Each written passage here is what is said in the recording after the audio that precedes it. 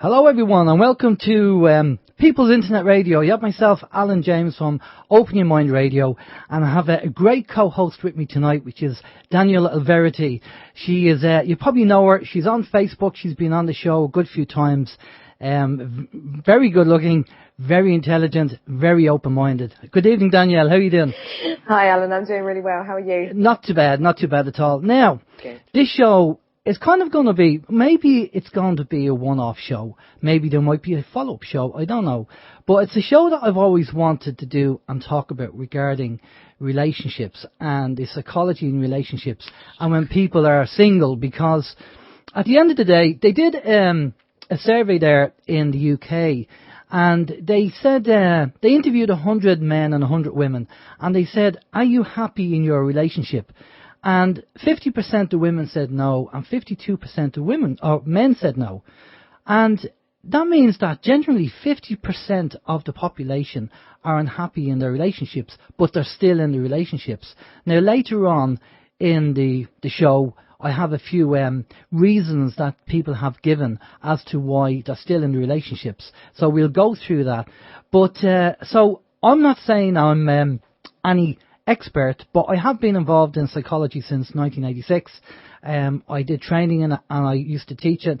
Life Training Kills Social Psychology in a college in London, and basically what life teaches you through the corporate world, through work and your own life experiences and all the research that I've done.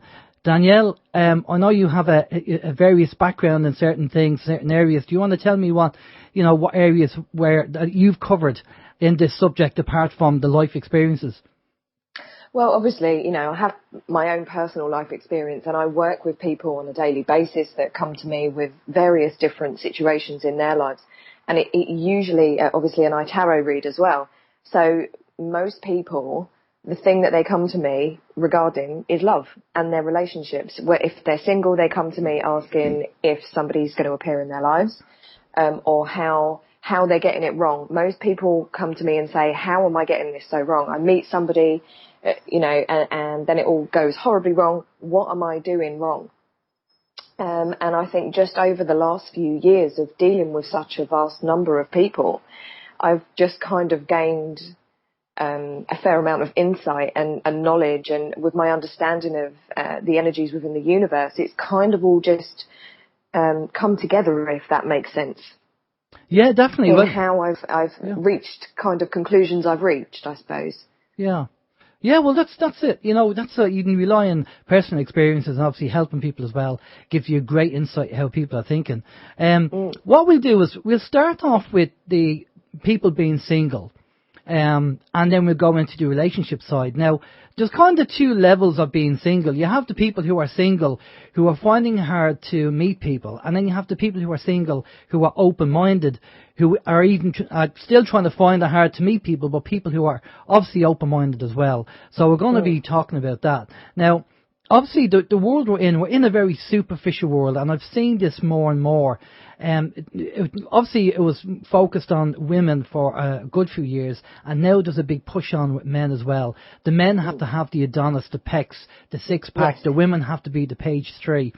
And people, and I've seen some videos not just for adults, but young teenagers saying, am I attractive, am I good looking, and that. I saw that 2 days ago. I was absolutely stunned by it. Yeah, I was bowled over, and I said, holy God, is this really where we're going? That people are seeing that they're, because of obviously the media and the magazines and everything else. Now, I know it's been going on for a long time, and we'd all love to have that perfect body in every way, but look, it's an impossibility. There is a handful of people in the world that are kind of born and have that kind of body, which is great. But to be honest with you, what kind of mind do they have?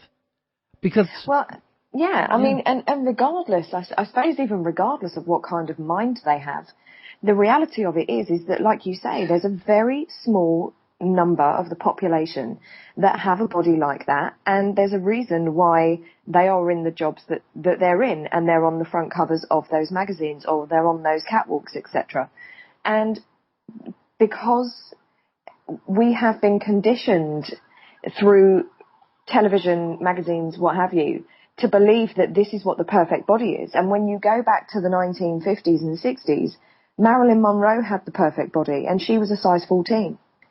It's insane to think that just from images we are repeatedly shown over and over and over again, we have managed to create a society where all of us believe that if we do not conform to this particular body shape, we're inadequate. When in reality, when you think of the percentage, it must be less than 1% of the population that have that body. Mm. And the 99% of us strive for what we see as the perfect body. Well, how is it perfect in any way? It's just somebody with a completely different shape to us that the media has sold to us, and we now believe we must conform, when actually, in my experience, with the various different people I speak to, most people have their own idea of what's perfect to them. Lots of men like curvy women. Absolutely. Most men appreciate a woman with curves. There's not many men that would look at a girl on a catwalk, a high fashion catwalk, and find a skeletal woman attractive. Yeah, exactly. I mean, each to their own. And what we'll be doing tonight is going through, we're going to try and generalise as much as we can. Some of the information is going to be subjective. Some of it is going to be objective because we've researched it. And we're just going to throw around a few things and give out a few tips that we've come across in our research. Now, if people want to phone into the show, they can phone in on 00353 46927 1212. That's 00353 46927 1212. The phone number, if you want to check it out, is on the OAM, the front page of the OAMradio.com website if you want to phone in. We're also on People's Internet Radio chat room, so if you want to leave a message in the chat room, you can go up to People's Internet Radio, log in there and leave a message in the chat room, or just, if you want to have a comment, just stick it in there, and we're looking at that as well. We're monitoring that. Now, in the research that I've done, and I have a friend of mine, a female friend of mine, who's actually doing a degree in psychology, and we, every now and again, we get together and we have a chat about, the whole kind of psychology in relationships. And the two of us kind of come to the conclusion, based on both her research and my research, that the two biggest things that cause the most problems in relationship is sex and money. Now it might start off that the way you squeeze the toothpaste, or you leave a door open, or you leave the toilet seat up. But when you really kind of drill down to it, and the relatives come into it, and all of a sudden it ends up that it's got to do with that. But I would say, talking about kind of sex side, at the end of the day, sex, I think, is a byproduct, because if you're with your partner and you fancy your partner and you want your partner, well, then sex is inevitable. But if you don't want your partner, or you resent them, or you don't like them, or there's an issue there somewhere, then chances are the sex isn't going to happen. And then on the money side, well, some people are kind of good with money and other people are not good with money, and that causes arguments as well. So I think, personally, with the research that we've done, that them two things, if you can kind of, in your own mind, if you know what way you deal with them two things in your life, because there's a lot of people out there who are single, and you go, I'm looking for a partner, and I want, looking for X, Y, and Z. I think the most important thing is to find out what you want. What do you like, and what do you not like? Because you have to know yourself first before you start going out looking for somebody else. Well, and that's an incredibly valuable point. And I think the main crux of this really is that when we enter into relationships, because most of us are completely unaware of who we are and where we come from, by the time we've grown through the system and our social conditioning is at its peak, that's when we start to meet members of the opposite sex, and we start to have our relationships and begin to settle down and create families. The problem we've got here is that, due to the fact that most of us have no idea who we are and how we really operate as a being, we're going into relationships reflecting completely onto the other person. And we look at them, when something goes wrong, we're completely looking at that person and saying, you've done this, or you haven't done this. When actually no work has been done on the inner for anybody. Would you call it your shadow self? I think people refer to tidying up your own mess as your shadow self. Absolutely. And if you haven't worked on your shadow self and you haven't tidied up your inner world, what reflects in your outer world will be the mess that you then see. So you immediately blame the other person for that mess, when actually, if you'd have done your work, you may find a more harmonious match with somebody that you come across. There's a lot more, the psychology of relationships, obviously, because of the system that we have to operate in these days. But there's also this infinite side of us that needs to be taken into consideration too. And if we worked on that, I think we would probably align with a much better match than most of the time that we often do. And I think we probably reach a stage as well where we kind of enter into relationships, we get comfortable with each other and haven't considered whether we're actually suitable for each other. Yeah, I think it comes down to, as you say, finding out who you are as a person, finding your own confidence, because we all probably have a lack of confidence somewhere, or we all say we're not certain body parts that we're not happy with, and we look at what's on TV, the magazines and all that kind of stuff, but we have to find our own confidence. And something that I say on OAM time and time again from a psychological point of view, and we're going to be talking about masking. Because masking is very important. With people who lack self-esteem, they've low self-esteem or they lack confidence, people tend to mask. And later on, further down the line, we'll be talking about masking. But basically, you cannot please everybody, and that's the problem. You get people who are single and they put on this mask. They go out on a blind date or go on a date and they say, I'm going to put this mask on so that person likes me. But that's not you being you. That's Absolutely. You putting on this personality. So yes. when people understand that 33% of people like you, 33% of people don't like you, and 33% of people are sitting on the fence, the people you need to focus on are the people who like you. The people who don't like you will never like you, and the people who are on the fence, let them make up their own mind. That's why you have to find your own confidence and realise you will not get on with everybody. So why be somebody you're not? Be the person that you want to be, not the people they want you to be. Yeah, and it results in a disaster relationship-wise, because once that mask is on, you then have months worth of that mask, and slowly but surely that mask slips and it slips and it slips, and the other person is then faced with somebody who isn't the bright, sunshiny, happy person that they first met. They aren't, they don't look perfect 24 hours a day, and it's very much a system of kind of unwrapping a present, and then over time it's like, oh, well, this present's not as great as I thought it was. You know what? I don't really want it anymore. You've just hit the nail on the head, because it doesn't happen after 2 or 3, 4 months or whatever, and one person turns around and goes, "You're not the person I met at the start." So, oh God, you hear that so many times. Absolutely, you're not who I thought you were. You've changed. That's you're not, it. Yeah. That's because they were masking at the start of the relationship instead of being themselves, and accept the fact that if they liked you, great. If they don't like you, that's fine as well. Just accept it and build your own inner confidence. Now, myself and Danielle had a quick chat before the show, and one of the programs that I look at and Danielle has looked at is a program I think it's on More 4 called First Dates, and this is what kind of got me into the idea and asking Danielle to come on and co-host the show with me to talk about this, because I cannot believe seeing people in their 20s, 30s, 40s, 50s still lacking certain skills when it comes to dating.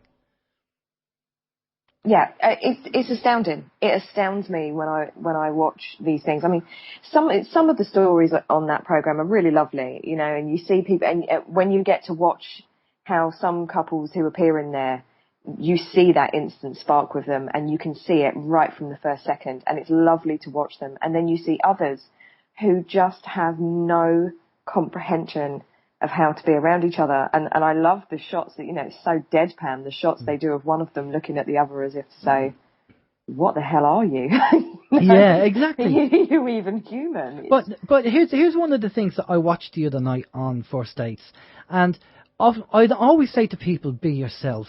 But I'd also say to people, have some decorum, Because one of the guys, and I'm going to be very blunt with this, but this is what he said. And this guy was he was 26, 27, right? And, of course, he's met the girl for the first time. He's there, he's talking to her for about 10 or 15 minutes. And he says, he turns around and says, oh, listen, I'm just going to piss. And you think, oh, man, oh, God, could you not just say, I'm going to the toilet, I'm going to the men's room, I'm going to the lavatory, wherever. But, you know, I mean, you don't. On a first date, when you're going out with somebody, have some kind of decorum.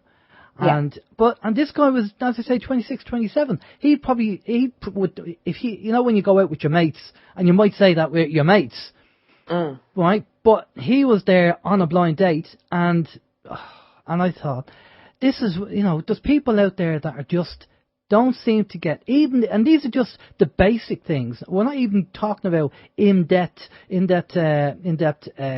know, advanced, you know, psychology or inner things that you do in a relationship.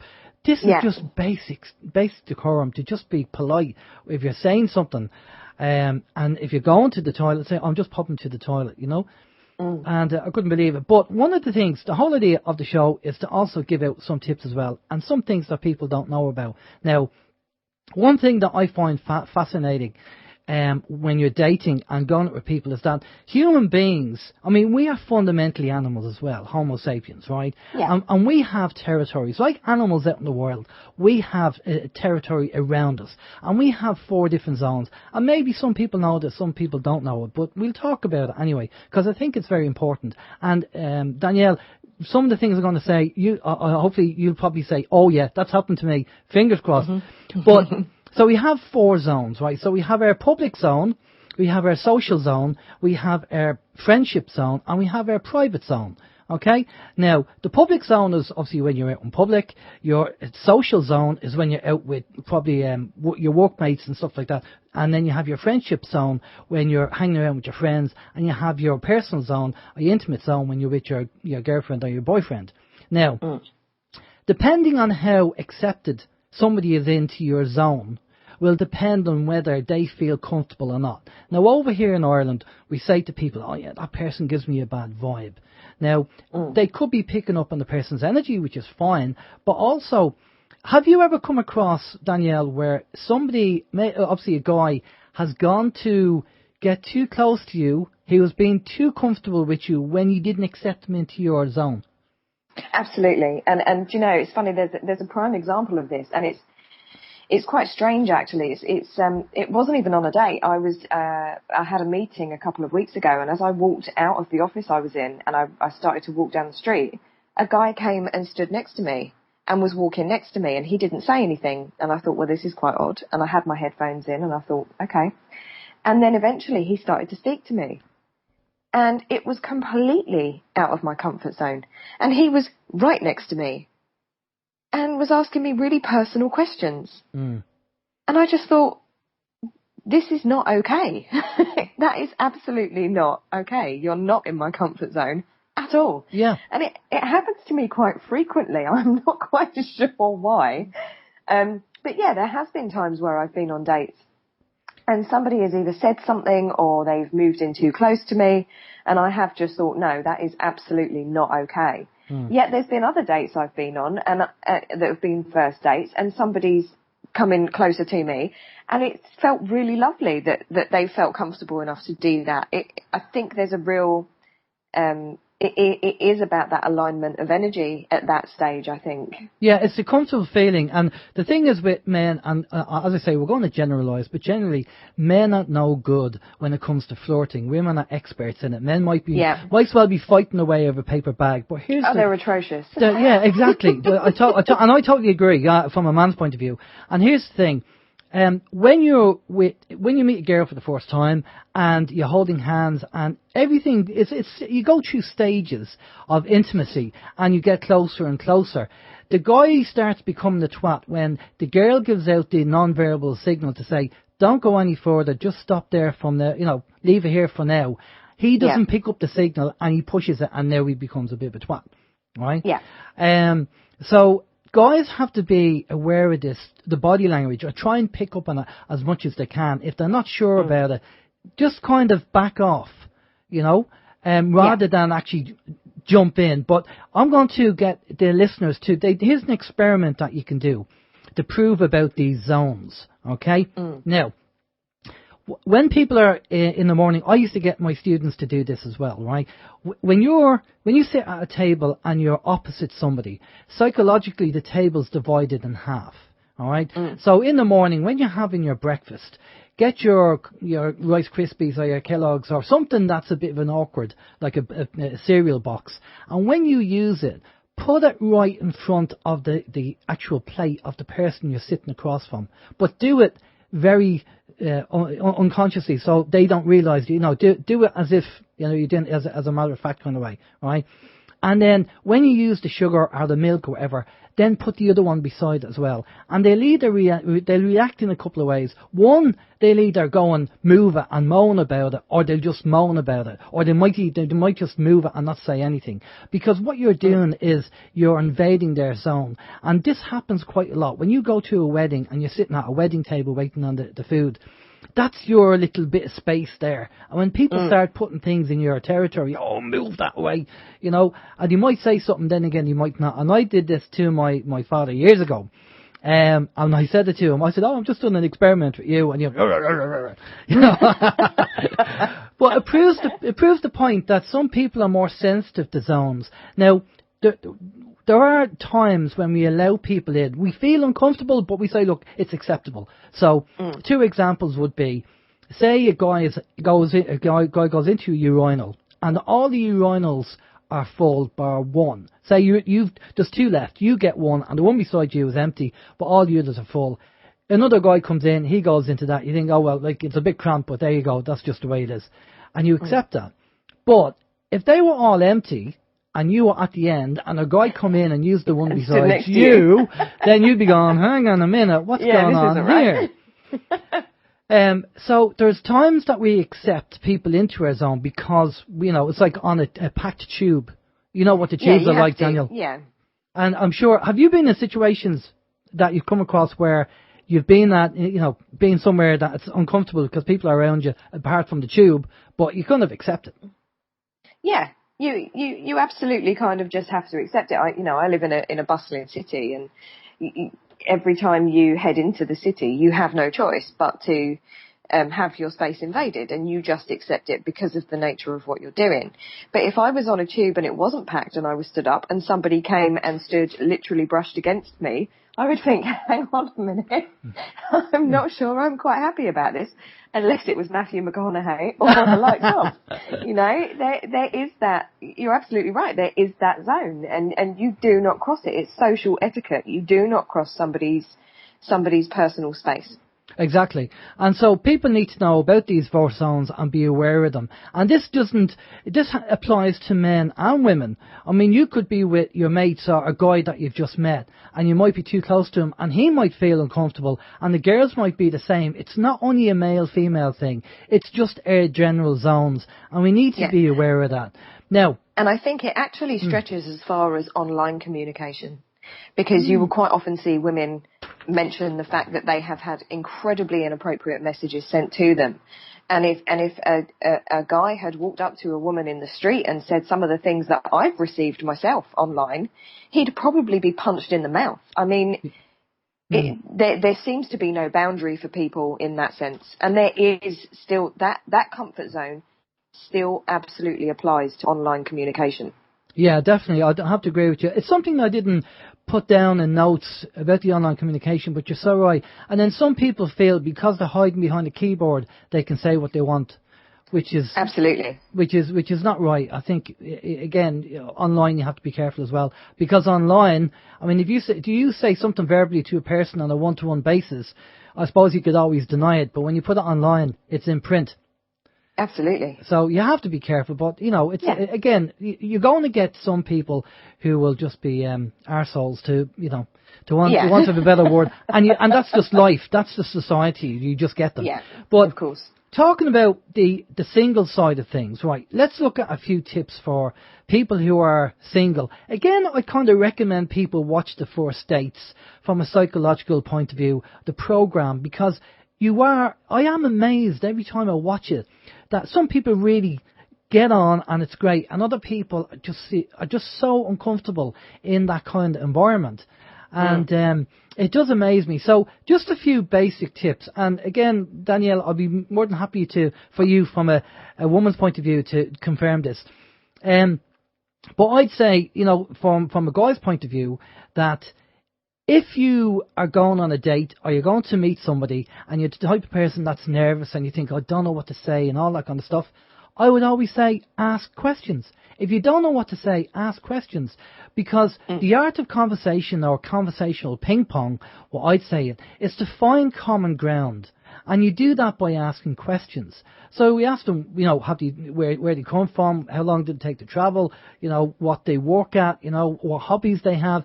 And you just kind of ask open-ended questions, not yes-no questions. And you do that. And then as the conversation progresses, maybe you find that common ground and let them talk. And one thing I came across, I seen an interview by this guy in the UK who dated a lot of these models. And the interviewer said to him, how is it that you're so successful with dating all these lovely models? What's your secret? He said, I just keep my mouth shut. They talk, I keep my mouth shut. And then at the end of the day, they go, God, that was a great conversation. And the guy probably hardly has said anything. Yeah. But, it makes sense. But would you kind of agree with that? I don't see. This is the thing. I think as somebody who is quite nervous about the whole dating thing, I tend to operate in a slightly different way. So I would never, for instance, agree to just go on a date. I would never go on a blind date. It's something that is so far out of my comfort zone. It's untrue. I kind of like to know where I'm at, and that's just my makeup because of my history with anxiety, etc., etc. So I would tend to get to know somebody as much as possible before I've actually gone on the date with them. Okay. So I initially feel comfortable, and I already have areas of I've picked up on things they've said to me over time, and I would be able to use those and let them tell me about themselves. But if I was in that situation, and it was if I did happen upon somebody that I had an immediate spark with, and I did just say, yep, okay, let's go, I would make sure it was them that was telling me about their life, so that I could feel comfortable in the sense that I was just more aware of them, more aware of whether they're somebody I would be able to relate to, I guess. So is that your wall of protection that by doing that, you have your wall up, but you're asking questions before they are allowed to start dismantling that wall bit by bit? I suppose maybe so. Yeah. I am quite a defensive dater, I would say. Not defensive dater. I am quite a defensive dater, if I think about it. Yeah, I'm very much, any of my close friends will tell you that I am what would be classed as a non-dater. I've had one date in 3 years. Wow. Okay. Yeah. So there is a huge psychology with it, and I think we all have a very different way of, I know some people who are more than happy to go on a date every night of the week. They have a great time, even if they never see that person again. They've gone out, they've had fun, and for me, it's quite almost like a serious. Okay, if I'm going to put the time and effort into this, I have to know before I even go that this is worth me going, if that makes sense. Yeah, no, it does. And the thing is with the first dates, the program, what they do is people apply to be on the program, the psychologists get together, they do a bit of matching. So even though the people haven't met them, the psychologists have said, I think that person will be good with that person. So the psychologists have done the matching on the show. And then they put the people together. But just because they match them doesn't mean it's going to work, because the chemistry mightn't be there. Absolutely. And I think, even in a situation where, for people like us, for instance, we're aware of the system, we're aware of how it operates. And for the people that aren't aware of how the system operates, it can be incredibly difficult to find a suitable partner. You may have amazing chemistry with somebody, but when it comes to, they could turn around and say to you one day, oh my gosh, I absolutely love the Tory party. I think their austerity is a fantastic measure. And you would just sit there and be mortified, Yeah. But even even with people who do have the understanding and do realize the system is flawed heavily, etc., you still might not hit it off, even though you have those things in common, because we all have such different opinions about why the system is the way it is. If that does that make sense? Yeah, totally. No, it totally does. And it's all down to, and as you say, some of the things we're going to be talking about, again, tips on what to look out for. It's frightening when you see the people who apparently the psychologists put together on this 4 states program, and they're sitting there looking at each other across the table, and they're smiling and saying, I don't know what to say. And it's for me, I'm kind of cringing, and it's one of these shit with the TV things. Ask them a question, get the ball going, get the ball, get the whole story going. But so for single people, that's the one thing I'd say. I totally agree with you what you're saying, Danielle. Just because they're matched up, or there has to be a chemistry there, and you have to have things in common, because we go into a relationship to get something out of it. I mean, let's be honest, that's what it's all about. And relationships fall apart because when you stop getting something out of a relationship, that's the time to say, okay, enough's enough, and time to move on. Now, so the other kind of tip that I throw in there as well is that, for single people, is that join, if there's something that you're interested in, like join a group, whether it's, if you're into spiritualism, if you're into salsa dancing, if you're into, darts, whatever, join a group, because there is a chance that you might meet somebody in that group and you'll have a common interest as well. I think going on the Plenty of Fish websites, I mean, there are some cyclists out there, both women and men. There's a few bunny boilers out there, and you just don't know. And a lot of people lie online. But then you have the flip side of that, and a lot of people lie in real life. I've had experiences in both, and even when you have someone physically in front of you and you get to know them through a group, you still have that. You never really know somebody. My parents were married for 37 years, and it turned out that none of us really knew what one of my parents was actually up to in all those years. And there's always that chance. There's always that chance that somebody isn't quite who they say they are. But then I think it comes also, a lot of it comes down to perception. We all have our aligned perceptions of other human beings, and the way they would align with us would be completely different than the way another person would align with them. And it's really about us also being able to open our minds enough to be able to see different aspects of that person. Yeah, I think again it goes back to be yourself. Just be yourself, and if somebody doesn't like you, then accept it and have the confidence to say, look, this is the way I am, and now when I say be yourself, but have some decorum as well. Well, yeah, of course. I mean, there's things that I would say or do in my really close friend circle that I would never dream of doing on a first date. I've seen it on Facebook. I've seen you post it on Facebook. This is the thing, Alan, and when people say be yourself, that is something I've worked incredibly hard at, and it wasn't necessary. There was an element of the whole dating thing in there, but when I started to really understand that concept and really work on it, because it's easy to say be yourself, but unless you actually put the work in to be yourself, bizarrely enough, you won't be, because there's a confidence in it, and the person I am, the things I write so publicly, whether I'm writing something quite philosophical or whether I am just in a silly mood and I write something funny, I'm straight down the line.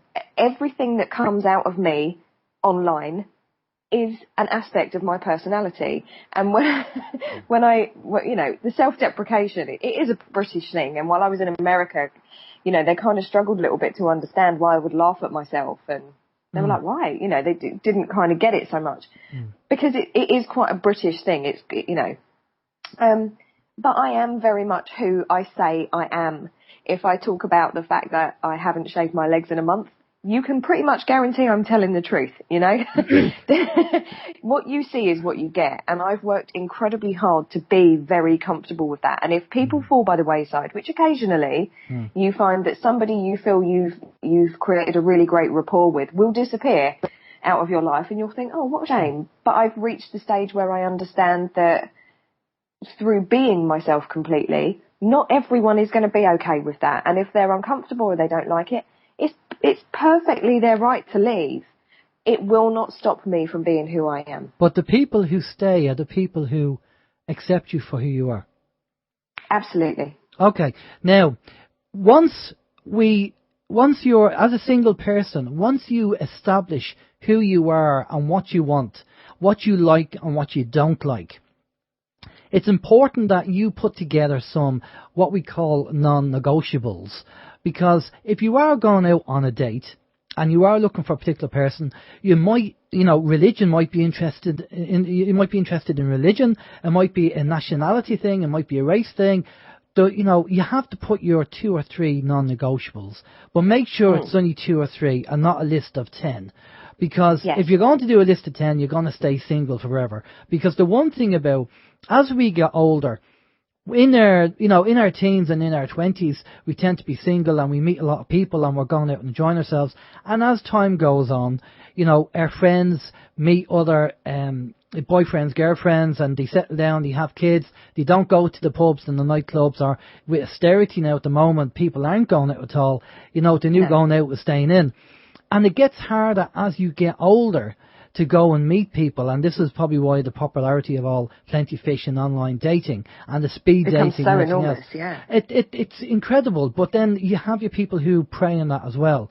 So I do think that you have to have your non-negotiables and stick to your guns and say, right, this is what I'm looking for, but don't go overboard. Because one of the things I see on a regular basis on Facebook, now I don't know whether because the women who do it, and it's mainly women, not men, from my Facebook friends anyway, from what I'm seeing, maybe because they've come out of a relationship and they're a bit hurt and their boyfriend still is connected to Facebook and they want to make him jealous or something. I don't know. But there's some women that will post up a picture of a male model and they go, oh, this is the guy I want, and you think, well, some people, and this goes for men and women, bat above their average. At the end of the day, it's not going to happen. And even if, you like him, he mightn't like you, and vice versa. There might be guys who might post up a female model and go, oh yeah, this is what I like in a woman. And you think, well, yeah, okay, that's no problem liking it, but, let's look at yourself first, and, let's not bat above your average, Well, this is the thing, because what most people don't understand is that you don't attract what you want, you attract what you are. So, you find yourself in a position where, no matter what you want from someone, what you're actually going to get is a reflection of yourself in certain aspects. If you haven't tidied up your vibrations internally and your kind of shadow self and any problems you've got going on within you, it's going to reflect in somebody that comes into your life. And I've had a lot of experience of this, and I've had relationships where I've had aspects that are wonderful, like the really lovely aspects of myself have come out in somebody, and they've just been beautiful.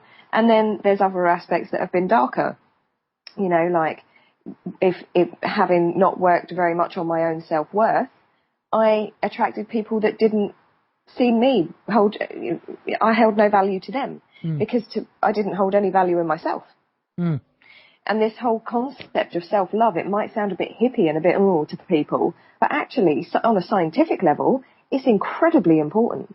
If your energy on a scientific level is not in a healthy place, you are going to attract terrible relationships. And you see it with people time and time again when they say, I just keep attracting the same man, I keep attracting the same thing. Well, that's for a reason. Yeah. It's not an accident, Well, actually, that's the next thing on the list, actually, so you're spot on there. Just a couple of things that I would say as well. Again, little kind of words of wisdom, all right? And this is the way, what I've come across and researched and seen, and comments that were made by psychologists and certain people. But I would say a girl is interested in a man's body. A woman is interested in a man's mind. A boy is interested in a woman's body. A man is interested in a woman's mind. Because, as I said earlier, Danielle, as one psychologist said, looks fade, but dumb is forever. Absolutely, and that is so brilliant. And I have to be honest, Alan, as somebody who has quite a well-known face on Facebook and around YouTube and what have you, I suppose I am subject to more people come in my way than some other people would be, just by the nature of what I do. And while people pay very, very lovely compliments to the way I look or the way they perceive me to look, most of the time, actually, people are just far more interested in my mind. And I find that more often than not. Oh, well, which is fantastic, because I said it to you, I personally love intelligent women and strong women, because you can have such a great conversation and you can go anywhere with the conversation. You can take a subject and you can go, okay, what do you think of this? And you can really get into a good subject. And I just find that very attractive. It is incredibly attractive. I think that works both ways. Women, obviously we all have that initial attraction to somebody. It's part of what we are. Like you said, we're animals. We do have that. But as you start to clear that out of the way, and you could be sitting in front of the most attractive man or woman on earth.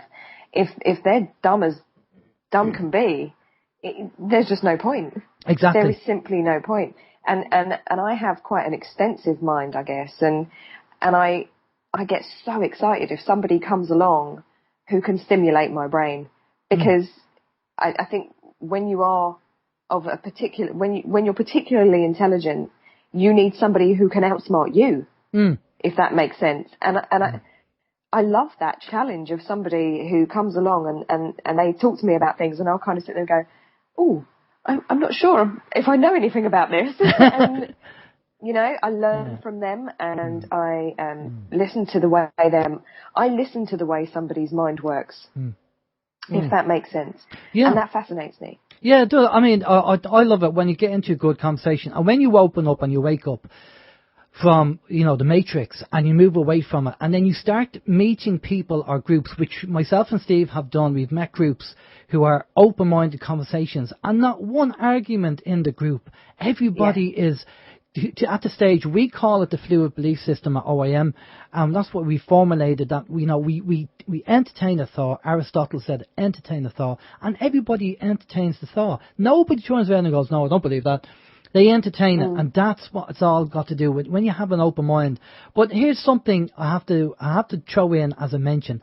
A friend of mine, I won't mention her name, a female friend, she is single, and she's a few months now she's single, and she went on a date with this guy, and he met for coffee, and had 2 hours of talking, and she said, oh yeah, good chat with the guy. And then at the end of the date, the guy turned around and said to her, by the way, I'd just like to let you know, I like loads of sex. and you just think, Jesus. Oh, do you know, man, actually, you just as blew you it. said that, I've just put my head in my hands. Yeah, as you've said that. He just blew it. It's just 2 hours to turn around, and I'm thinking, where did this guy get his social skills from? To turn around to say that to a woman. That's very derogatory. To turn and around. I think for me, it kind of seems like where he was probably coming from was, right, okay, I've chatted to her, she seems really nice. I better tell her that this is important to me, because I don't want to get involved with her if she doesn't like that. Yeah. And it just comes out, and it's every woman's nightmare. Yeah. To hear that from a man. I had a similar incident a few weeks ago, where a guy had, he told me all of the nice things about him, and then out of nowhere decided that it was very appropriate in our first conversation to explain not only how much he likes sex, but what he would like to do. And I just, honestly, especially with a woman like me, Alan, it just doesn't, it's never going to be something acceptable to discuss with me on that level that early on. Yeah. And I felt I wasn't offended because he was discussing sex with me. I was offended by the fact that he had no interest in my mind or whatever. And that was just, right, well, this is where this is going to go. Well, I'm sorry, I've given you my time. Absolutely not where this is going to go. And what do you think he was making an assumption already? He's making an assumption that, hey, we're going to be together, love, and, this is the way I like it. Oh yeah, oh yes, that's exactly where he was going, and I thought, how dare you? No, Yeah. absolutely, this is not how it works. This isn't how it works. And most women, and it is a generalisation, but I would say most women really like a man who will sit in front of them and listen to them. And I know that's difficult because we have different levels of awareness, spatial awareness, and psychological awareness and whatever. But what a woman really wants from a man is a man who will sit in front of her and say, I can listen to you talk to me forever. Mm. And that is what actually, if any man wants to be successful with a woman, that one line would work so brilliantly because she'll have never heard it before. Well, you know what? If you have conversational ping pong, there's not going to be any awkward silence. It'll just flow. No. The energy and the conversation will flow. And if it's kind of near enough 50-50, and it is, if it's like ping pong, then at the end of the night, you'll say, wow, that was really enjoyable. I like that conversation. And also another hint I'd say to guys and girls, if there are things in your life, don't dump it all in the one date and dump everything on the plate. Oh, absolutely. Just a disaster. Yeah, some people will pour their life out in the first date and you think, no, you don't do that. No. You there? Yeah, can you hear me? Yeah, just your microphone's gone a bit funny there. Is that better? That's it. Don't move, don't do anything, you're fine. Freeze. Absolutely. Excellent. Now, one of the things you said earlier about people going out and meeting the wrong people, and there was a survey done, and they did say that, and this is very, very important as well, and I have come across this personally, and I just, it does my head in, I just, it's one of these things, but he said 56% of women like the thug, and 44% of women like the intellectual.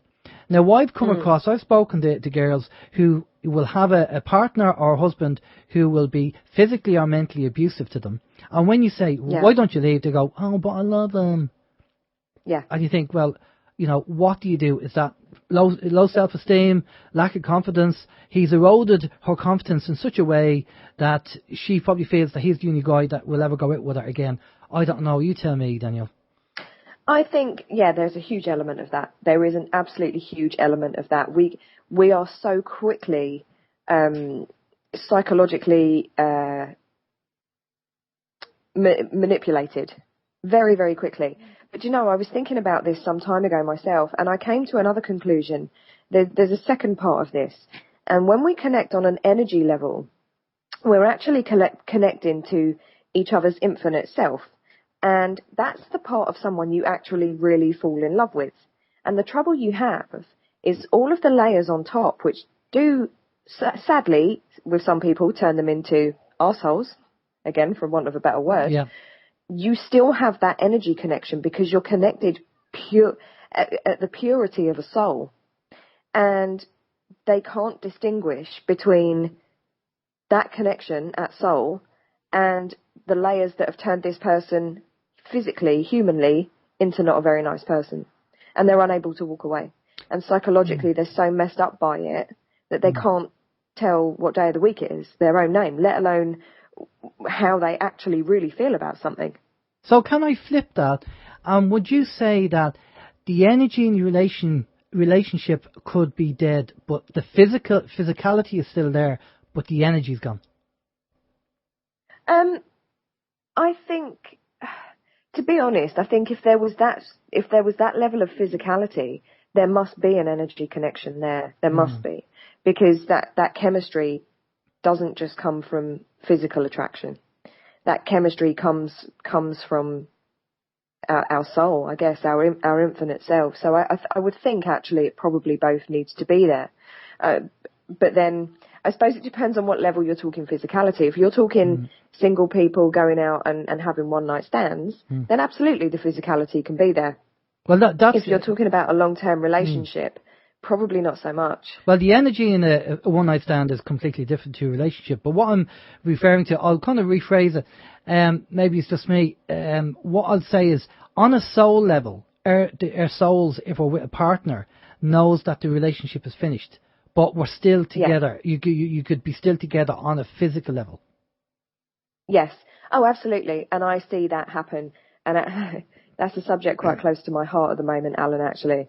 And I watch it with people, and it makes me incredibly sad. Most of us have an inability to walk away from a situation once our energy connections are finished. And it's particularly difficult it's difficult to see when one person has and the other person hasn't. But when you see it where both people have, and they punish each other, and they spend years together in an unhappy relationship, and the entire family unit then suffers. These people aren't, we have very little understanding of the fact that we have these connections with people, and they're not always supposed to be forever.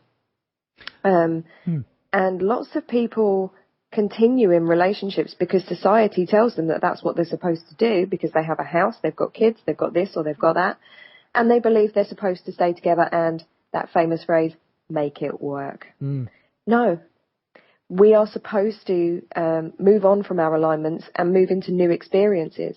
And there's so many broken hearts in this world because where one alignment should have ended and a new one should have started, those alignments haven't been able to formulate.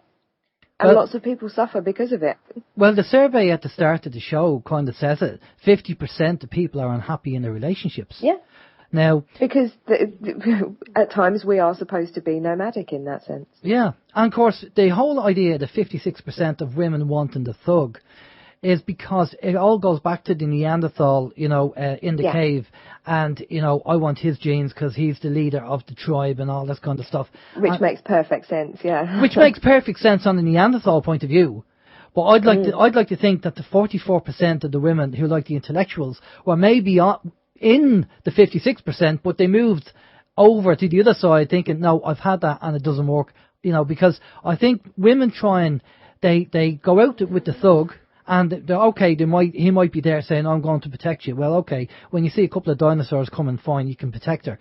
Yeah, fine. but the thing is that they try and change that person to be the person they want him to be. And when he doesn't change, they're kind of thinking, oh, hang on a minute, I thought I'd be able to change it, but I can't. And sometimes they might change them, and then don't like the person they changed him into it. They change them into.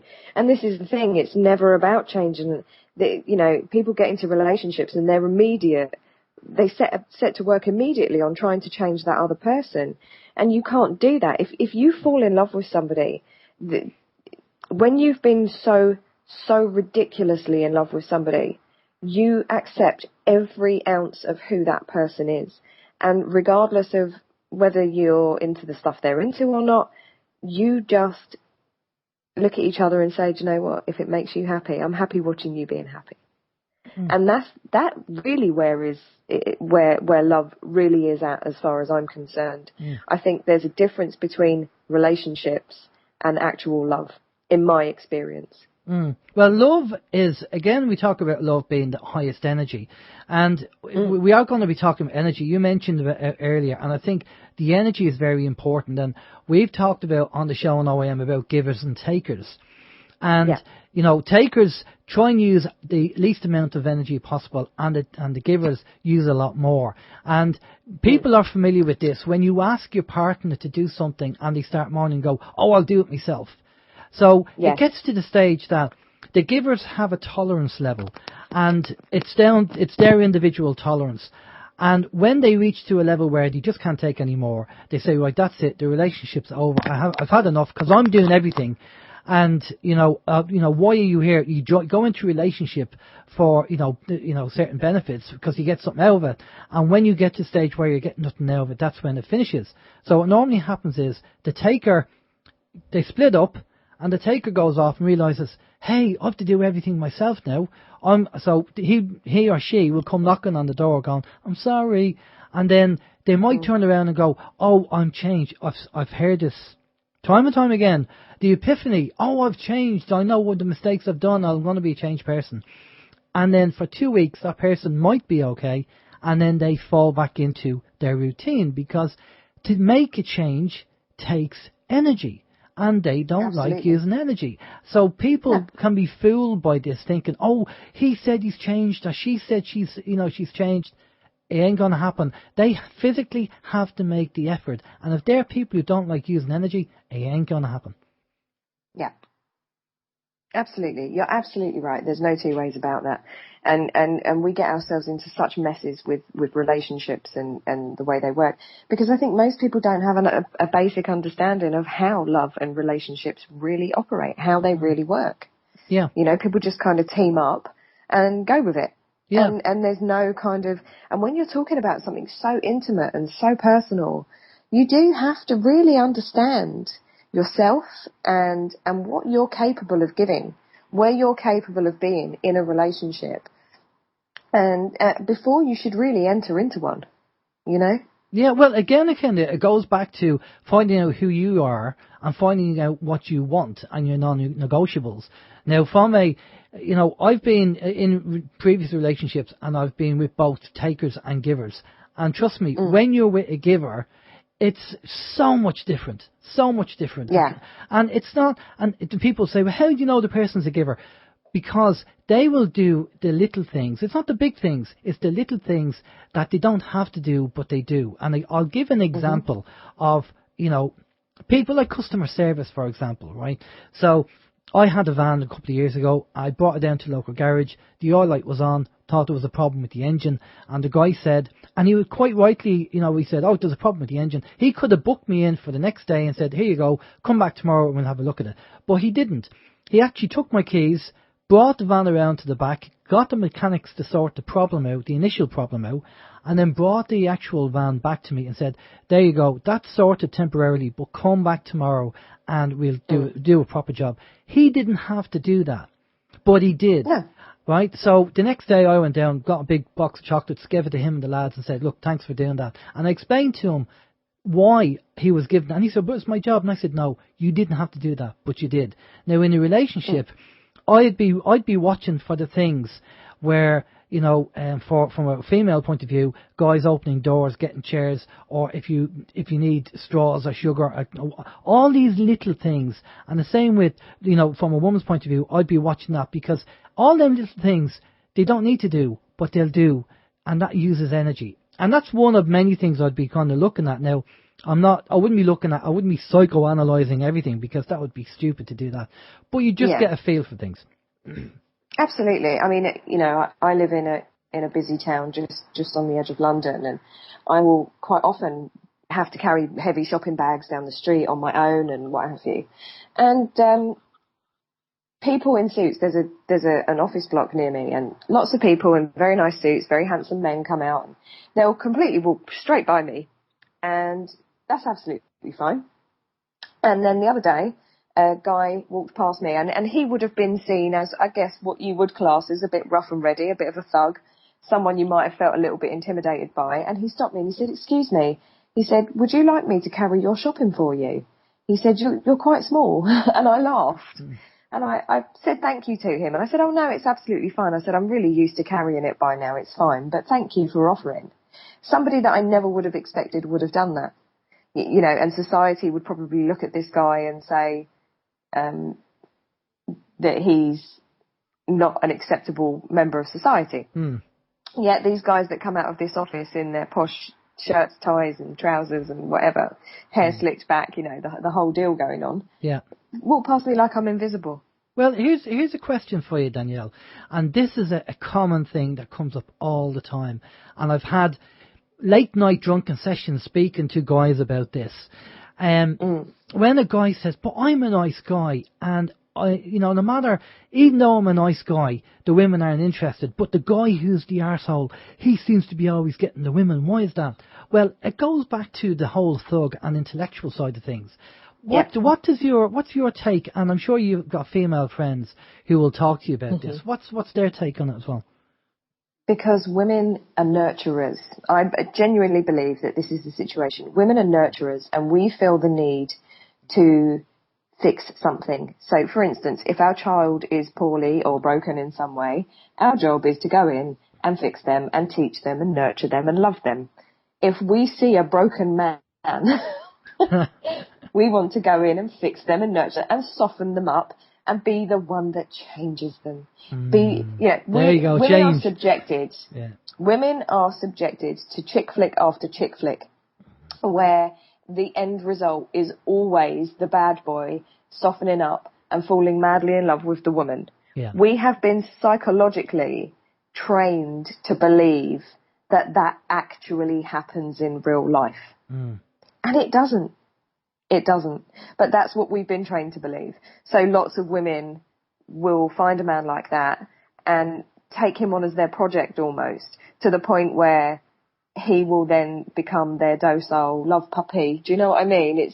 And I think we've been psychologically steered again by TV, by programming, media, etc., to believe that could be the truth, and it simply isn't. That isn't how humanity works, but we've grown to believe it. Yeah, it's unbelievable. And I mean, what do we do with society? I mean, if a woman has woken up to the Matrix and she kind of has a grasp of life and what's going on in relationships, then you're fine. But if they're in the Matrix and they're just following what society is dictating in the magazines and the TV, then what chance do men have? I mean, I don't know. Maybe that's, part of the plan of the New World Order. Well, I think that actually works both ways round, because as a woman who has woken up to the Matrix and is aware of the system, in fact, it's become harder for me now to date. I mean, I've always been very fortunate in the sense that, I'm a small woman, blonde hair, I've never had a problem attracting men. What I found since I became known for what I do is that there are a lot of men who are really quite uncomfortable with my level of knowledge of the system, because they don't want to broach that. So immediately you're a weirdo, or you're this, or you're that. It doesn't matter how good looking you are to somebody. If they don't understand where you're at with the whole system thing, I've had a lot of guys who have completely, nope, wouldn't date you in a million years. It works both ways for us. Well, again, it goes back to looks fade, but dumb is forever. Again, it's the mind. For me, the mind is the turn on, not the body. If in my younger days, it would have been different, obviously. But when you realise that how important the mind is, it does make such a difference. Now, one thing that we spoke about before we went live on the show, and I was just sharing an experience with Danielle. We were talking about some people might not be on your radar. You might have a certain woman, men might have a certain woman they like, and women might have a certain man they like. And you might meet somebody that doesn't match, from a cosmetic point of view, that doesn't match what you like in a woman.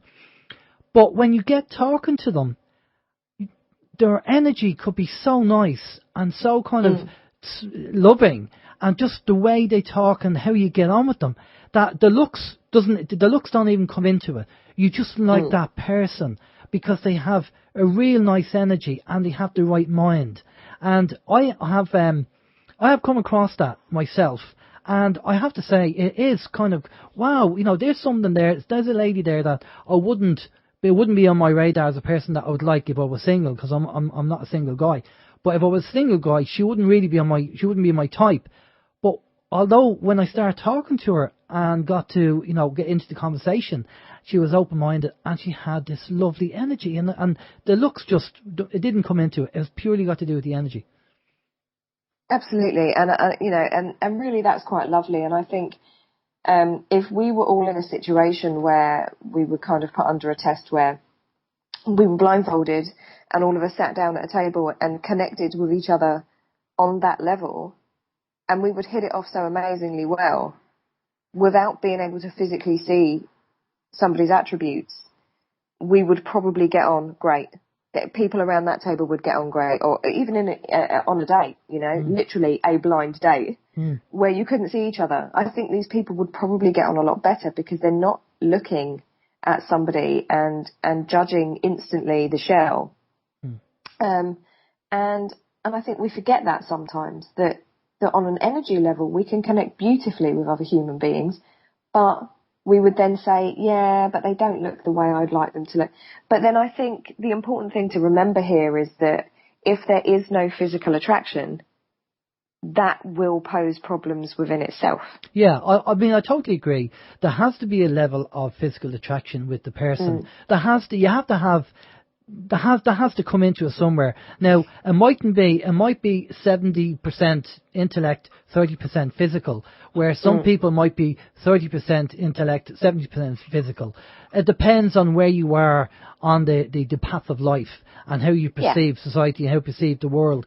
I totally agree. It's not all down to just the brain. You have to have some physical attraction, and I totally agree with that. I mean, we're Neanderthals at the end of the day, so, if you look back, we have to have that. But I do think that it's, they did an experiment, I think, somewhere on a TV program where people had a blind date, but they went into a restaurant which was completely dark. Yeah. And they were talking to each other. They couldn't see each other, couldn't see anything, but they sat down and they actually had the meal, and they had to have the meal and the conversation in the dark. And that would be an interesting experiment, wouldn't it? Yeah, absolutely.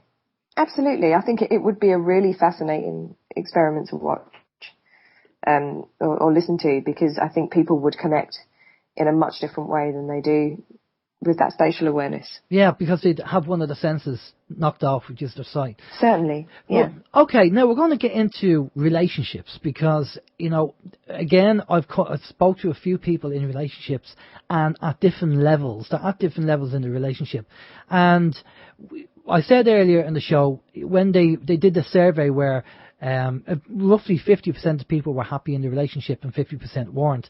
And that's, if we could flip that, even if we could change that to 75% being happy, that might make a marked difference on the planet. I don't know, maybe it will.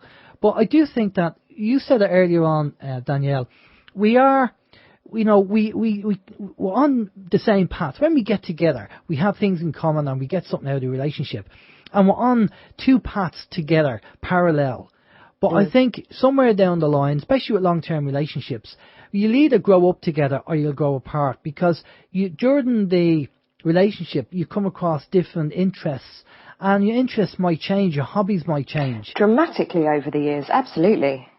So I think it's important for people to realise, and you said that a relationship shouldn't be the pressure of the relationship. And I have a list of reasons here, of the reasons that some people gave regarding why they're still in a relationship and it's not working. So here's some of the reasons, right? Loneliness. Being alone is better than sitting next to a lover and feeling lonely. So some people prefer to be in a relationship and they say it's better than being single. Right? Then fear of being on your own. Then guilt, staying in a relationship out of guilt when you stay with someone because you feel bad for them.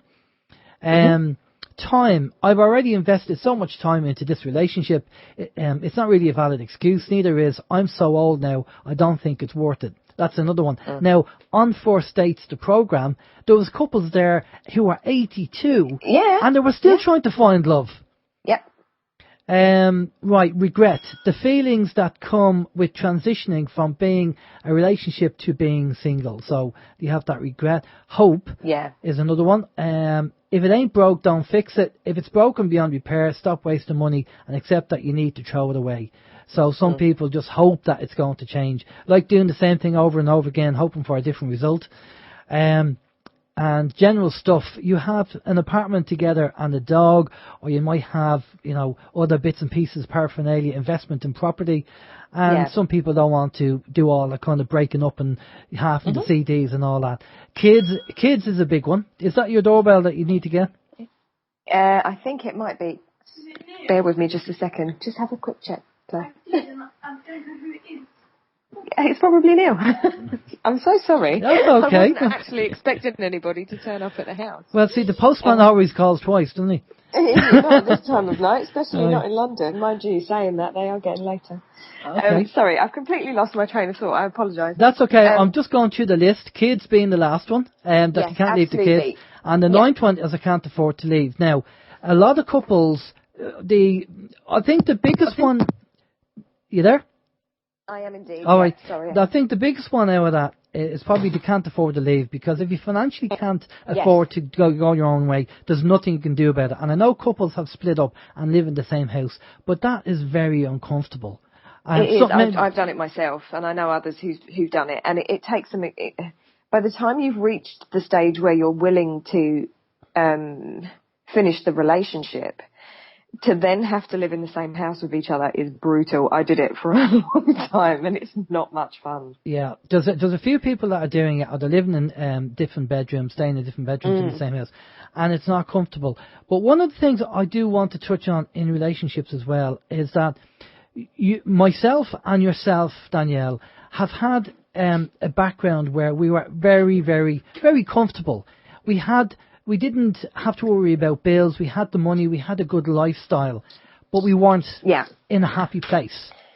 And the whole idea why I'm saying that is because money doesn't mean you're going to be happy. No, not at all. And I think, in fairness, I think most people have that understanding that money isn't going to bring you happiness. It may bring you peace in the sense that you are able to sleep better at night, because you don't have the worries that others might have. But no, when you take it down to the absolute core of it, which is what we are, which is we're really spiritual beings having a human experience, and the understanding that love is the highest vibration and all of those things, to suggest that anybody could really truly be fulfilled in a relationship without love but money just doesn't make sense to me. To me, that's an arrangement. That's not a relationship. It's an arrangement. There's a stark difference there. And like you said, we've both been in similar positions, and was one of the unhappiest times of my life. And that's not a dig at my ex-husband at all. We just found that as our relationship evolved, things became very strained for different reasons. And one of those reasons were financial. Other reasons were because we'd always kind of had this idea of where we wanted to go and what we wanted to do. And I very much had stayed in that mindset of a different kind of life. I wanted a different kind of life to the norm. I wanted to emigrate and to start a new life and raise the children somewhere not as restrictive. And he'd said to me, yeah, that's absolutely what I want. It's what I want. And then as we began to separate, I'll never forget this. He said to me, I never wanted to do any of those things. He said, I only said it because I wanted to be in your life. So I told you what you wanted to hear. Yeah, see, and that astounded me. And I said to him, so basically you conned me into a marriage. Yeah. And, that's just not being truthful to yourself. Absolutely. And it just floored me, Alan. I couldn't believe that somebody would be willing to say, oh, yeah, I'll go along with that, when it wasn't in their plan at all. And I think he just... You there? Hello? Danielle? Hello? Oh, there you go. Lost you there for a minute. Sorry, that must be the Wi-Fi, might be a little bit thingy. I think he thought that I would be the one that would get bored of what I wanted out of my life. And eventually I would just settle into this suburban, ordinary lifestyle, which just was never going to be me, because I'm quite an eccentric person. And, I love how off the wall I am. And he kind of complained, and he was kind of like, well... He didn't understand why I was so upset, Yeah, because he thought he was giving everything up for you, and then obviously, at the end of the day, he wasn't being honest to himself. Yeah, totally. Totally wasn't being honest with himself. And this is half the battle. This is why I say to people, you need to find out who you are, what you like and what you don't like, and then don't compromise. I mean, look, okay, maybe don't compromise is a bad word. In all relationships, there's compromising, but don't compromise where it's something very important to you. You can compromise certain things. Yeah, certainly. And I think also there's this whole idea that if you're truly in love with somebody, you are able to allow them to live their life, live the life that makes them happy, and you are able to look at them and say, do you know what, I don't quite get why you like chess club or whatever, but if you enjoy it, You go and fill your boots. I'm more than happy to sit back and watch you being happy. But There is an aspect of that, and we don't tend to allow that because we can get quite needy. Well, and this is exactly right, because I'll tell you why. I've spoke to a lot of women, and I've asked them, what hobbies do you have, right? And out of the amount of women I spoke to, most of the men had a hobby or something they had that they did of interest. Most of the women didn't. And watching TV in EastEnders is not a hobby, right? No. Now, what happens is, the guy goes off with his mates on his motorbike club or motorbike weekends, right? So he has his hobby. The girl doesn't have a hobby, right? And then he wants to go away, and then as the relationship develops, she goes, oh, you're going away again with your mates. Oh, you're going to leave me on my own over the weekend. He starts getting resentful to her because she's now stopping him doing what he wants to do and has been doing before she met him.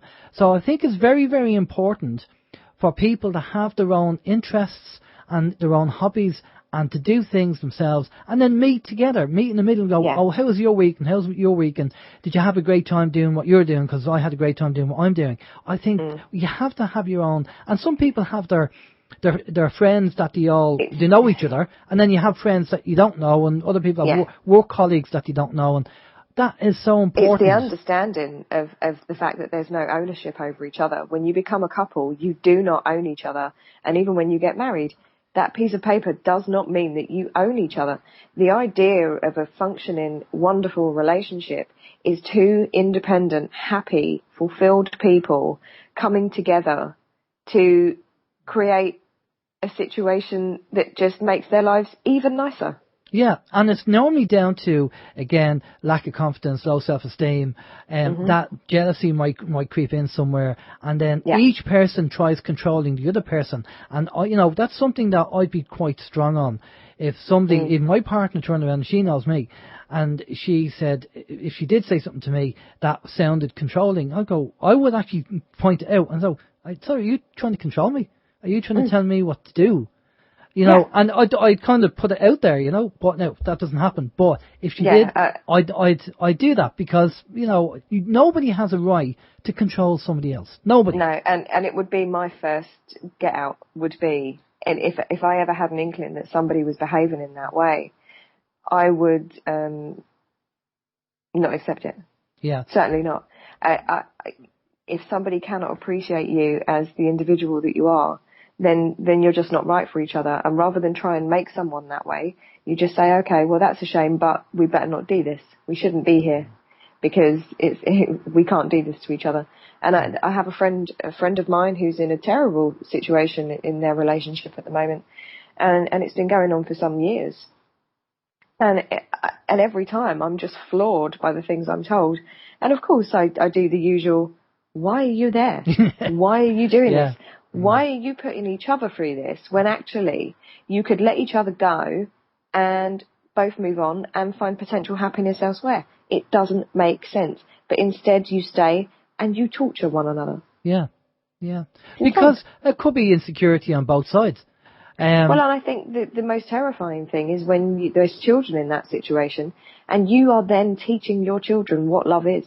You're giving them a representation of love. And I find that quite frightening. Well, here's the thing as well, which crops up as well, the victim mentality. And the victim mentality is when people, maybe something in their life where they feel that they weren't treated or weren't respected or whatever happened in their life. So they feel that, it's always my fault. It's always my fault. And you think, well, sometimes it is your fault. And, and what happens? And with your friend, with her, if she has kids, it might be either one of them might be saying, well, I'm not going to break it up because I'm not going to tell the kids that I did it. I want, I'll say to the kids, oh, it wasn't me that broke up the relationship. It was him or her.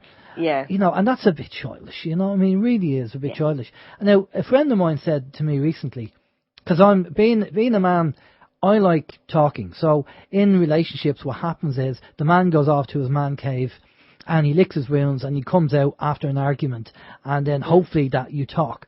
Where I'm the type of guy that would sit down and say, okay, well, let's sit down and talk about this and get it sorted. And she turned around to me and she said, you are very rare. Men don't talk. And that's completely true. Yeah, that is an incredibly rare commodity.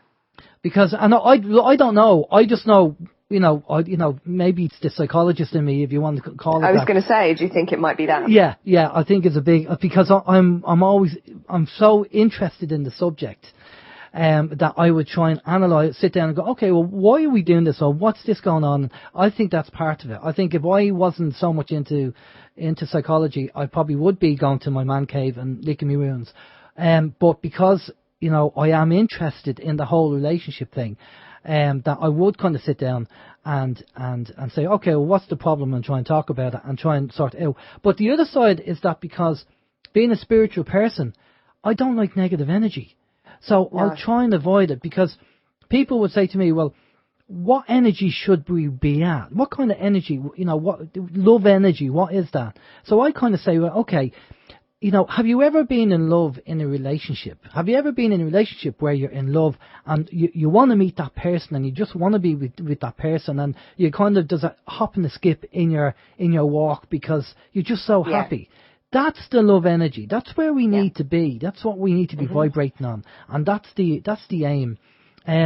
Plus, also, we always say in Open Your Mind Radio, all of us have to move away from ignorance and ego and move towards humility and wisdom. That's for everybody. And if we moved away from ego and ignorance, man, the world would be a much better place. And these really where the issues in relationships come from. This is where they stem from.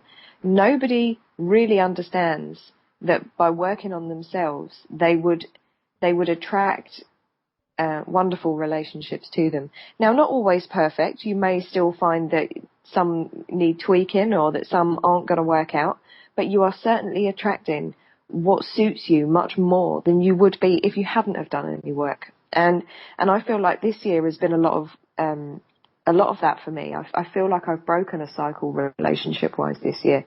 And I'd said quite publicly the other day that I'm now ready. I've lived on my own for 10 years. I'm now ready for a different experience in my life. I'm ready to find a partner, and I'm ready for that love energy, the whole thing of it. And not just finding somebody, because if I wanted to settle down, I could have done it over and over again. It would have been easy just to have some company. That's not who I am. If it's not the whole love deal, then there's no point for me. Yeah. No, I mean, that's... Sorry, go ahead. And I feel very much like next year will be my year to do that. And I'm quite excited about the prospect of that being part of my life again, because it's been a long time. And are you putting that out there to the universe? Oh, absolutely. Yeah, absolutely. I put it out to the universe this time last year, and quite quickly somebody did come along. And we had a wonderful time together. We had an absolutely wonderful time together. But it wasn't, it just wasn't going to be a long-term situation for us for a number of reasons. There were aspects of both of us that I think the other just went, oh, no, that's not for me. But the time we had together was beautiful. But do you think the older we get, the more kind of pickier we get? I think it's a case of you have much more experience as you get older, as you've had more relationships, as you've had children, as you've been married and divorced and all of these things. And the wisdom you attain over the years, I don't think it's necessarily picky.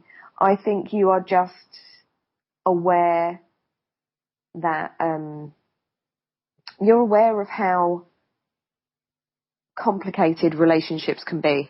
So you don't throw yourself into something that you would of the vigor of a teenager, for instance. Yeah. You don't have that blindness, I guess, to life and how difficult life can be. And I think, you reach a certain age where you understand that it's almost like a process. And unless you have that lucky spark, that instant lucky spark where everything just seems to wonderfully fall into place, it can be quite tricky to find the right person and to really, because a lot of people have children from previous relationships. Sometimes there's an ex that causes problems. And so you're going into a relationship and it isn't just you two. You're taking your history into it. You're taking physical people into it. And it's not just the two of you trying to bond. It's an entire extended family trying to bond. with stepchildren and exes, and, you know, you all kind of have to make the effort to get along for these two people to be able to find their place together. And I do think part of growing up, one of the things that I read about is the whole idea of becoming a responsible adult. And a lot of people get to the stage of the teenage mind, but they never move on to the adult mind. And this is one of the things got to do with kind of common law, where common law, you know, it's all about being responsible for yourself. Now, if you need the nanny state to tell you not to drive a car when you're pissed, right? Then there's something wrong with you. Then there's something wrong with you, that you need a nanny state to tell you that. If you can't work that out for yourself, that could be dangerous to you or somebody else, that you could knock somebody down, then you are in the teenage mind.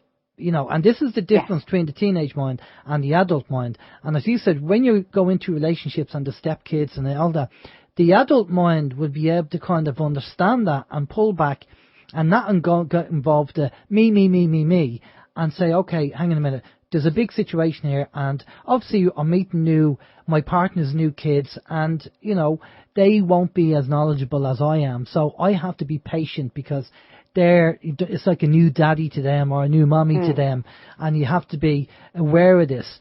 And I think people have to be aware of it, but the main thing, one of the main things in relationships, again, we talked about going into the man cave, is you have to be able to communicate. And one of the things I read about the man's the provider, right? He will provide. He goes out and he kills the mammoth and brings it back, where women take care of the nest, take care of the cave. Now, a man is a solution guy. And he's to him, you know, the woman has a problem, here's the solution, there you go. But sometimes women don't want a solution. Sometimes all the women want to do is talk. And he wants you to sit and listen. And guys have to be aware of that. The women don't always want a solution. They just want to be able to sit down and to be able to talk and for you to listen to them. And I think communication is highly important, obviously in a relationship, because you'll never solve a problem if you can't talk to each other. No, absolutely. You know, if you're not able to speak to each other, when you live in such close confines with somebody, to not be able to speak to them how far are you really going to get with each other if you don't have the ability to communicate with one another? Or to read each other even, really, you know, to be able to read somebody's energy, to know when the best time to leave them alone and when the best time to approach them and see if they need a bit of extra support or whatever. You know, that is an important skill to learn. You can't just cohabitate and then expect everything to be perfectly fine. Relationships are finely tuned instruments, you know, like car engines and flutes and whatever. They have to be maintained. Exactly. They have to be. Now, one of the things you said about a friend of yours that going through issues in relationships, and again, I said it earlier as well about, you know, the women who might say, through, you know, lack of confidence, low self-esteem, they're with a man who might be a bit abusive physically, mentally, or both. Do you think that would be a case of Stockholm syndrome that they've developed? Yes, definitely. Without a doubt. Absolutely, without a doubt. I've been subject to psychological abuse from partners before, and it is amazing how incredibly quickly you are in a tailspin and you don't know left from right anymore. And somebody can have you in that within a matter of months. The charm offensive, the bombardment of charm, until you have thought you've met your dream man, you fall madly in love, and then all of a sudden, boom, it's like overnight, literally, and it is overnight. This person will change dramatically, and you'll think, hang on a minute, what the hell happened there? So then you will put yourself in a cycle where you will try and then retrieve what you previously had with that person. And they will give you little glimmers of who they were, which wasn't really real in the first place. But they will give you these small glimmers of who they were, which was this great guy that you met or great woman that you met who was charming and wonderful, that you laughed and smiled with and had great times with, and, you know, all of this. And then they'll take that person away.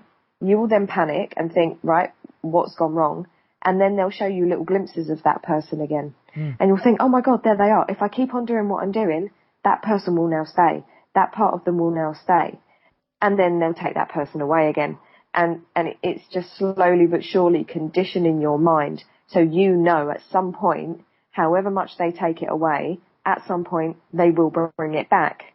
Yeah, and you just spend your whole time working on how to get them to bring it back. And that makes sense because the person, as you say, will now and again bring out the good side, and that the person who is suffering from the Stockholm syndrome is so delighted just to see the nugget of that kind of kindness come through, that they're happy with the scraps on the table. And the adrenaline rush they get from that scrap on the table becomes almost like it's an addiction. It's as strong as a drug addiction, and you then are fighting every day to get that little piece of that feeling back in you, because you feel so hollow the rest of the time. You feel so worthless the rest of the time. When you get that tiny bit of wonderful feeling, all you do is strive for that bit of wonderful feeling. So yes, it is absolutely Stockholm syndrome. So the 10%, you look at the 10% and you ignore the 90%. Because it is, maybe you're, again, self-confidence, a lack of self-esteem. And of course, as you say, love is blind and the neighbours aren't. Your friends or family, one of the traits as well by some men and women, I'm not saying just men, but men and women, is that they will frighten away, or they will make it in such a way that the friends and family don't visit because people don't like them. So that person is reliant on this guy or girl solely.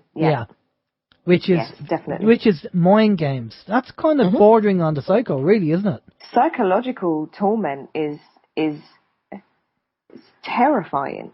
It's terrifying, and I've come close to getting caught up in that myself with somebody, and it really is frightening how intelligent these people can be. And the level of manipulation these people use is astounding. And it's, obviously there's something not quite right going on with them for them to feel the need to do this to you. But it is incredibly difficult to get out of. And they reckon it takes seven times of taking this person back for the victim to actually reach a point where they say, okay, I'm done. Well, I know. And some people never get out of it. Well, I know a case that's taken longer than that. Trust me.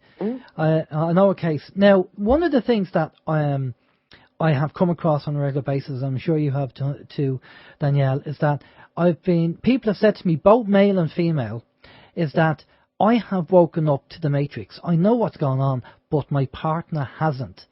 And it's causing a problem. Now, if it doesn't cause a problem in the relationship, then that's fine. If you can do your own thing and, you both respect each other, and that's fine. But there was one case that I was told that the lady is actually sleeping in a separate bedroom because it's that much of an effect on the relationship.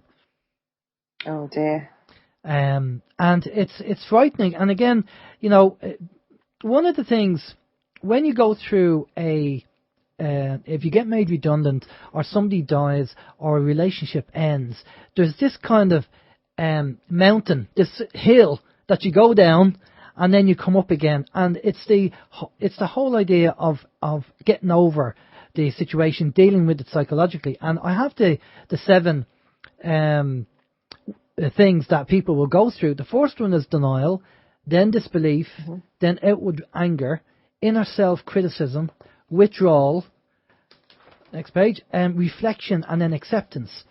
So it's just kind of, you go down the hill and then you come up the hill again. And that applies to relationships, applies to debts, applies to losing your job. And they're the stages we go through. Now, for some people in relationships where that's happened, I don't know really what would be the best thing to do. I mean, again, we talk about the paths in life that we go through.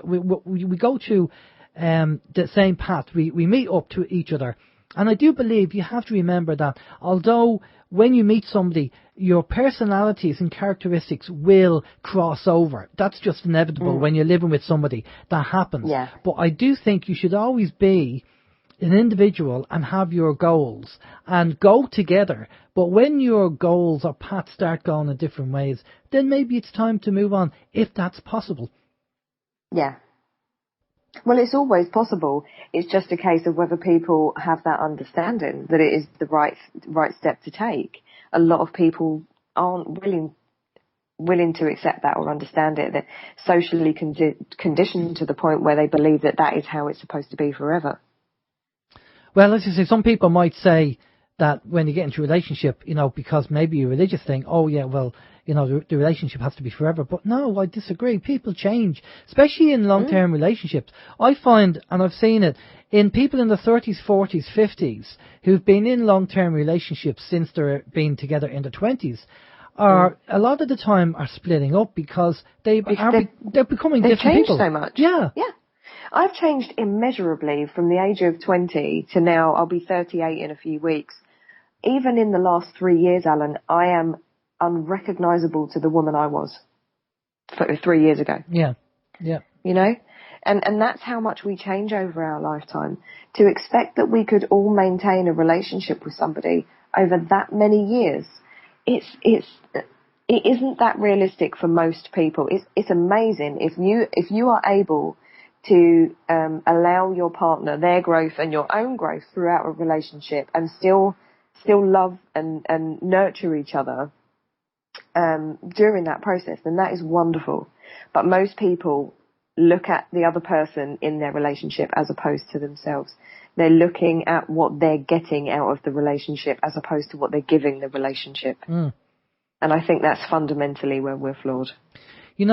Also, a lot of people say, oh, the older we get, the wiser we get.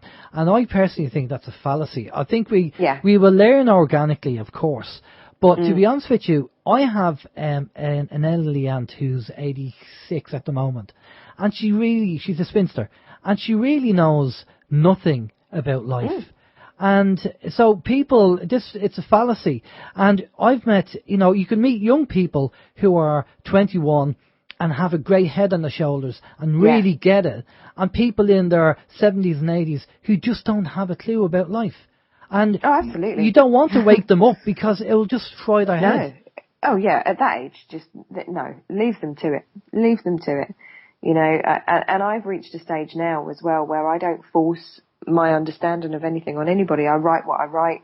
If people come to me, fantastic, but I would never put it on people. Which is why I stopped doing the videos I was doing and what have you. Because while some people found them very funny, some people were really traumatised by it. And although that's not my responsibility as such, it just the energy of it didn't feel right for me anymore. Yeah, I have to say, I did enjoy the videos that you did. But then again, see, it depends on your approach to things. We would talk about information. We say to people, it's only information. And people say, oh, it's fear porn. Well, if you perceive it as fear porn, then it is fear porn. We just perceive it as information. So we give out the information. We say to people, take it or leave it. But, don't take it on board and have it eaten away at you because, you don't want to do that. There's a lot of propaganda out there. But from a relationship point of view, it is very difficult because when you start waking up to what's going on and then you're looking in your cupboard and you're going, oh, that has aspartame and that has fluoride and that has, and you're saying it to your partner and your partner's saying, will you go away with that? Yeah, everything's dangerous. And you get frustrated and resentment does kick in. So it really depends on the person who you're with and, if it is a case because maybe they can't afford or maybe it's for whatever reason. I earlier on we have 7 or 8 reasons why people don't go their own way. And the whole idea of this program is to try and, put this out in the public so people can listen to what we talk about and they can say, oh, that rings a bell. I have a friend like that, or I'm like that, or my partner's like that, or whatever. And then, try and give a solution to say how to deal with it. A lot of the time, maybe the solution we might have been saying, Danielle, is that, well, it looks like you have to go your own way. Because if there is a mismatch in energy, because the one thing about waking up in the Matrix, as you know, Danielle, is you have a hunger for knowledge. And you love speaking to people. Yeah, huge. Yeah, you love speaking to people who are open-minded and you can learn from. Where when you're in the Matrix, I'm just watching EastEnders, Coronation Street and all this kind of stuff. Yeah, and, even the most basic of things, when guys who are still in what would be termed the Matrix, they ask me if I watch certain things on TV, and I say, well, I don't actually watch TV.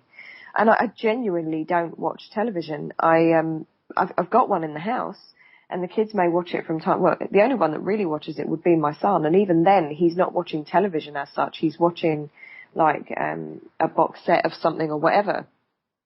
As far as TV goes, it doesn't go on in my house. So I couldn't even sit and discuss a particular TV show with anybody because I wouldn't have a clue what they were talking about. Maybe they would feel frustrated because they're probably saying, well, she doesn't watch TV, so I can't talk about the football, I can't talk about EastEnders or Coronation Street or Strictly Come Dancing or all the other reality shows that are out there. So what do we talk about? And they would probably think I was weird because I don't watch television. Yeah. That's like what do you mean? And people have this idea that, oh, you think you're better than anyone else because you don't watch television. Absolutely not. I just don't want my brain fried. Because to me, as soon as you wake up to what's going on, sitting down and watching a television just bores you to tears because you know what it is. Yeah, exactly. No, and you realise you're something different. You're bigger. You're this incredible being. Why would you want to sit in front of a television? Go and do something less boring instead, as you say. And why don't you? I don't know whether you remember that program. You're probably a bit too young. Indeed. Do you remember? Yeah. Okay. Yeah.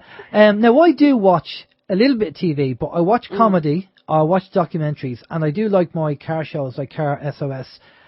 Because it's educational and it's quite funny and what they're doing. And First Dates from a psychological point of view. There is another program out there called Millionaire Matchmaker, and it's American, and 80% of it is kind of crap because it's very kind of typical kind of American false and all that kind of stuff. Yeah. But there's 20% in the program that you get nuggets of information from the psychologists about relationships, and that's the part I'm interested in. Right. To hear what they have to say. Now, one of the things that one of these psychologists said, and I know this probably seems strange for some people, but they said men have affairs to stay in a relationship and women have affairs to leave a relationship. Yeah. Right? So I put that down too, in my own kind of estimation, that from a man's point of view, he can separate out the physical from the emotional, and generally it's just sex because maybe he's frustrated because the wife doesn't want any, or for whatever reason, maybe she's going through, low libido stage or whatever. And then the woman has an affair, well, chances are there's going to be probably emotion in there somewhere. Yeah, absolutely. That makes perfect sense. So, yeah, okay, well, that's good. You agree with that. So this program has nuggets of information, and I do find it's very superficial because all these, to get this Paddy Stanger, I think her name is, she gets all these girls in, signed up, and then they get the millionaires in, and, I mean, straight away, right, the fact that the girls know the guy's a millionaire, I mean, when they go, oh, well, it's all about personality, and it's all about love and all that kind of thing. Yeah, well, it's also all about the fact that he's a millionaire too. Yeah.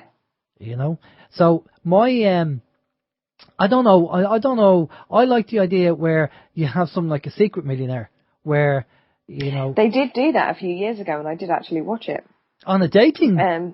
Yeah, but it was kind of the other way round. They told these girls that he was a millionaire, and he dated a few of them over time, and he actually ended up building a really lovely relationship with this girl. And on the last day of the show, he had to tell her that he wasn't a millionaire, he was a farmer from so-and-so, and basically was penniless. Now, the twist in the show was that if she continued the relationship with him regardless of the lie, he would have been given $1 million. And he was going to get the $1 million anyway. Yeah. But she didn't know that. She didn't know there was $1 million prize. And this poor girl just stood there and said, "Why would you lie? We've got to know each other. We've built a relationship. If you could have just told me the truth and I would have loved you anyway. Why have you lied? And you've done it to me this publicly. I don't understand." But as the weeks and months went on, they did reconnect after the TV show had finished, and they did get back together. And then he was given the £1 million. Okay. So it was an interesting concept. But I kind of, it's a difficult one because in one breath you could say, well, have you only dumped him because he didn't have the money? To me, this girl seemed very focused on just simply the fact that she'd been lied to, and she was hurt because she'd been lied to, and it was unnecessary. Right, but surely he would have said to her, well, that was the TV show and that's what they asked me to do. Well, yeah, and that was kind of where it went. Yeah, that was absolutely where and she knew that she was on a show with the potential of marrying a millionaire. So she knew what she was doing in that sense. But I think where she'd finally built a bond with this guy, I think she felt like on an intimate level, he could have just one night told her the truth and said, look, this is what this is. I really like you, but this is what this is really about. I think she felt quite hurt by the lie. Mm. Yeah, I know what you mean. Well, obviously, she was quite honest in her opinion, and she felt for it. So she's probably a genuine person at the end of the day. And they're few and far between. We've about 15 minutes left, so I'll just say that, we covered a lot of issues with relationships, both being single and both being in relationships, and we've only just scratched the surface because you could talk about this all night, and there's so much to cover. But for people wanting to find out more about this subject, again, if you want to research, one of the books that I would recommend buying, it was one of the first books I bought, because the study of body language and psychology was very academic in the 70s. Loads of papers about it. But the first book that came out in the 70s that you could actually pick up and read was a book called Body Language by Julius Fast. And it's about €10 or something like that. You can buy it in a bookshop. I still have my copy. I've had since 1989, I think. And that was a very interesting book because it does help you a little bit. Now, it's very important that when you're talking about body language, there's a lot of people read the books and they take things out of context, and I've seen this time and time again. Like somebody would be at a bus stop with their arms crossed and their legs crossed, really tight, and somebody might go, oh, that person's being very protective, being defensive. No, it's 2 degrees below zero. Just be freezing, I'm not freezing their arse off, right? So people a lot of the time take things out of context. But one of the things in the book I found interesting was that when Freud, who's the father of psychology, was speaking to this woman, she came in and she was talking about her relationship. And she was going, doctor, my relationship is very good with my husband. But at the time she was saying that, she was taking her wedding ring and taking it on and off her finger. Right. And he was kind of going, well, what your verbal response is saying is that your relationship is good, but your physical response is telling me that, it's not. And he was looking more because the body, the mouth can lie, but the body will tell you the truth. Mm-hmm. And so for people who are kind of have a little bit of interest in that, I'd recommend doing that. Again, going back to the whole single thing with guys and girls. For guys, from my point of view, is guys, if you are going on dates,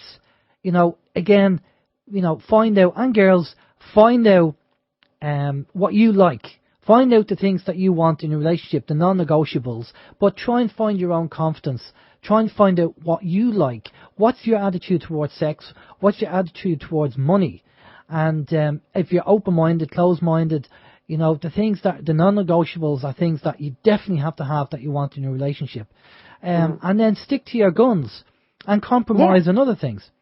Yeah, and you don't have to be afraid to stick to that. It doesn't mean you're going to be on your own forever, because the more specific you are, the more the universe can kind of tune into you from a law of attraction point of view. The more it can tune into you and bring you what you want. And it's only really when you know what you want and you align yourself correctly that fine tuning is ready enough to be able to deliver the kind of person that you're looking for. And they will come in the most unusual ways. We all kind of have this idea that we have to go here or do this in order to find a date. It doesn't work that way. The lovely guy that I was seeing at the beginning of the year, he'd been on my Facebook for over a year, and we'd never even spoken. didn't even really know he was there because mine's so full up. And I kind of knew of him, but we'd never spoken or anything. He, didn't really comment on each other's things because he was halfway around the world. So we posted at different times of the day. And boom, there he was. You know? It's just... it's as easy as that. Love works in strange ways. Certainly does. But I think you do have to put yourself out there. Because the fact that, some people might say, well, I'm shy, I'm not that kind of person, I'll wait for it to come. Well, I know Christmas will come eventually, but it'll take a long time to come, if you're in January. So I would say to people, just let people know you're single and let people know that, you're available, and just let nature take its course and put it out there. Yeah, and that's exactly what I've done over the last few days, is say, right, next year I'm ready. I'm ready for somebody to come along and to have a great time, and, but I made a point of saying I'm ready for someone to build a life with, because that's what I'm looking at now. You know? No, that's where I'm at. Totally. And I think there's a lot of people that when they do split up and they meet their second partner, it's more solid because they've gone through life, they've experienced life, they've had the highs and lows, they know what they want. So when they meet the second partner, they tend to go, yeah, this is what I should have went for years ago, but I really didn't know enough. Yeah, definitely. So I think that's important. So just again, we talked about, if people are tuning in late and miss most of the show, you can go back and listen to it. But remember about the zones, and just be aware of that. Everybody, we all have zones, and you don't want to infringe on people's zones. People, you've probably been in a queue and you just feel uneasy, and when you turn around, there's somebody behind you that's just a bit too close to you. Too close. So we all have the ability, we all have a sixth sense, all right? And it's like a muscle, we have to use it.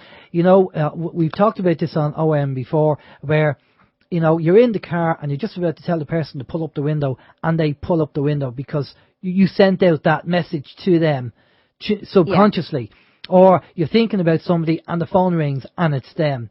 So we all have the ability. We all have a psychic ability.